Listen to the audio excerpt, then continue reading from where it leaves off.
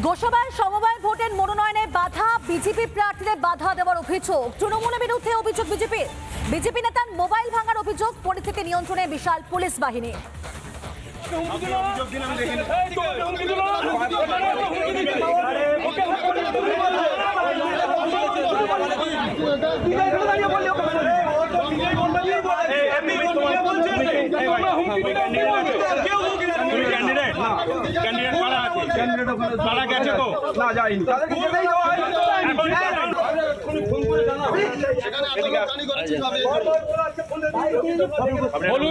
হলুদ জমা পড়েছিল। হ্যাঁ, এইটা আপনি একটা অভিযোগ দেবেন থানাতে।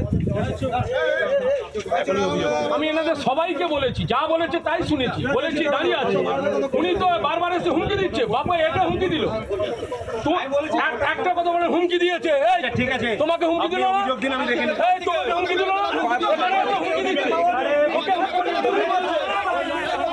আপনারা কি বলেছেন? কেউ যাচ্ছে না, আপনারা যাবেন। আমরা তো যাইনি, আমরা তো যাইনি। যখন ওরা যেতে চাইছে, ক্যান্ডিডেট যেতে চাইছে, তখন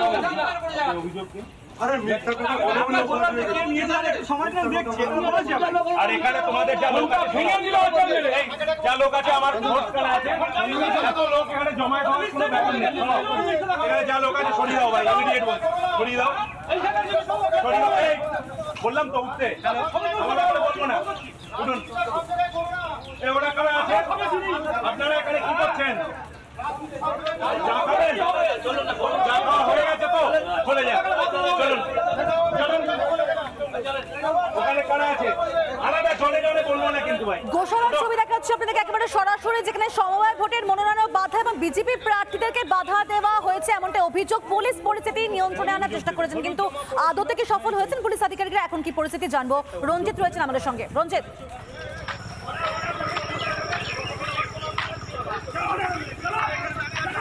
একদমই তোমাকে দেখাবো, তুমি দেখতে পাচ্ছ পুলিশ নিয়ন্ত্রণে আনার জন্য বিশাল কিন্তু পুলিশ বাহিনী কিন্তু নামানো হয়েছে। গোসাবা থানার বিশাল পুলিশ বাহিনী কিন্তু এই যে রাঙাবেলিয়া, সেই রাঙাবেলিয়া মোড়ে কিন্তু গোসাবা থানার আধিকারিক তিনি কিন্তু রয়েছে। রাস্তার দুই দিকে কিন্তু একদিকে বিজেপি কর্মী সমর্থকরা রয়েছে, অন্যদিকে তৃণমূলের সমর্থকরা। এই যে বাগবাগান যে সমবায় সমিতির সেই নির্বাচনের যে মনোনয়ন জমা, সেই জমা দেওয়াকে কেন্দ্র করে কিন্তু তুমুল উত্তেজনা। এবং যখন বিজেপি কর্মী সমর্থক বিজেপি প্রার্থীরা যখন মনোনয়ন জমা দিতে যাচ্ছিল, সেই সময় তাদেরকে আটকায় রাস্তায় এবং তাদেরকে পথ আটকে তাদের মোবাইল ভাঙচুর করে। কিন্তু সেই মোবাইল গোসাবা থানা পুলিশ আধিকারিক তিনি কিন্তু উদ্ধার করেছেন। তুমি দেখতে পাচ্ছ, তোমাকে দেখাবো, গোসাবা থানা পুলিশ আধিকারিক রয়েছে, তিনি কিন্তু পরিস্থিতি নিয়ন্ত্রণে আনার জন্য কিন্তু বিশাল পুলিশ বাহিনী কিন্তু তিনি নামিয়েছেন। ঠিক এই যে রাস্তায় একদিকে বিজেপি রয়েছে এবং ঠিক তার উল্টো দিকে তোমাকে দেখাবো, ওইদিকে শাসক দলের লোকজন রয়েছে। এবং গোটা ঘটনাকে কেন্দ্র করে কিন্তু এই যে রাঙাবেলিয়া, সেই রাঙাবেলিয়াতে তুমুল উত্তেজনা তৈরি হয়। পুলিশ আধিকারিকরা কথা বলছেন, বিজেপি কি বলছেন শুনুন। অভিযোগ দিন, আমি এখনই এটা আমি লিখছি। কি হয়েছিল? আপনার মোবাইল কারা ভাঙচুর করলো, কেন? এখানে আজকের রাঙাবেলিয়া বাগবাগান যে সমবায় সমিতি, তার নির্বাচনের নমিনেশনের তারিখ ছিল। আমরা যথারীতি নমিনেশনের জন্য যাচ্ছিলাম। তৃণমূলের স্থানীয় এখানের সমস্ত দুষ্কৃতী আমাদের আটকানোর পরে বলে যে শুধুমাত্র প্রার্থীরা যাবে। সেই হিসাবে আমরা প্রার্থীদের যখন যাওয়ার ব্যবস্থা করছিলাম, এরা আমাদের প্রার্থীদের ভোটার কার্ড, আইডেন্টি কার্ড, আধার কার্ড চেক করতে থাকে লিস্ট অনুযায়ী। যখন সব ঠিকঠাক থাকলো, তখন যে গাড়িতে যাচ্ছিল সেই গাড়ি প্রথমে আটকায়, গাড়ি যেতে দেবে না, প্রার্থীদের যেতে দেবে না। গতকাল থেকে মানে আপনার মোবাইল কারা কাটলো? এখানে স্থানীয় দুষ্কৃতী অসীম মণ্ডল, যে নাকি এখানে প্রাইমারি শিক্ষক, আমি সম্ভবত শুনলাম। মোবাইল কি উদ্ধার হয়েছে? আপনার মোবাইল উদ্ধার করেছেন স্থানীয় ওসি সাহেব। মোবাইল আমার পকেট থেকে নিয়ে, তুমি দেখতে পাচ্ছ, মোবাইল উদ্ধার করেছে, পুলিশ উদ্ধার করেছে এবং পরিস্থিতি কিন্তু যথেষ্ট উত্তেজনা তৈরি হয়। এই যে গোসাবা যে রাঙাবেলিয়া, তুমি দেখতে পাচ্ছ যে গোসাবা থানার আধিকারিক তিনি কিন্তু রয়েছে ঘটনাস্থলে, তিনি কিন্তু পরিস্থিতি নিয়ন্ত্রণে আনছে।